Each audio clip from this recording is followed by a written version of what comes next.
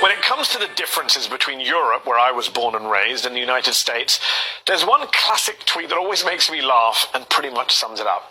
European out of offices, I'm away camping for the summer. Email again in September. American out of offices, I've left the office for 2 hours to undergo kidney surgery, but you can reach me on my cell anytime. Right now, as the White House and Congress works around the clock to block a rail strike before Christmas, paid sick leave for unionized rail workers remains the major sticking point because rail workers currently have none, as in zero. It's shameful.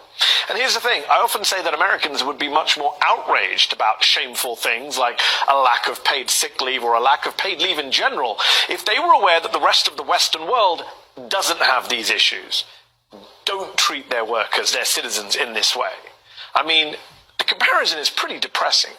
The US is the only developed country in the world that does not guarantee workers any paid sick leave. It's not just rail workers who might be left with zilch, which in my view is absolutely despicable.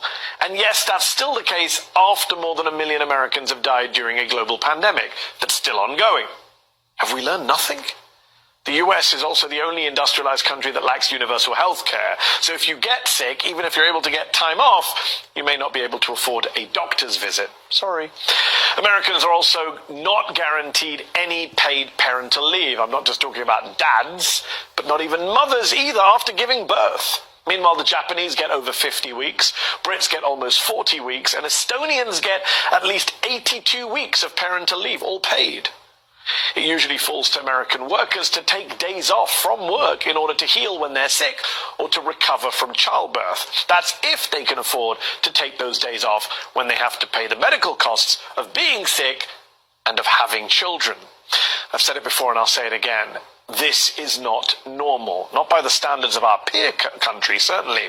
Europeans commonly have around 30 fully guaranteed vacation days per year. In the UK, where I used to live and work, it's 28 paid days off. And while we're on the subject of American exceptionalism gone wrong, of things we have gotten used to that other people around the world don't have to get used to, how about gun violence, mass shootings?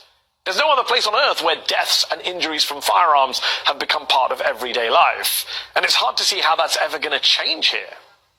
But there is something we lead the world on. Self-esteem. Delusional self-esteem. We have a higher opinion of ourselves than other people in other countries do. So, mission accomplished?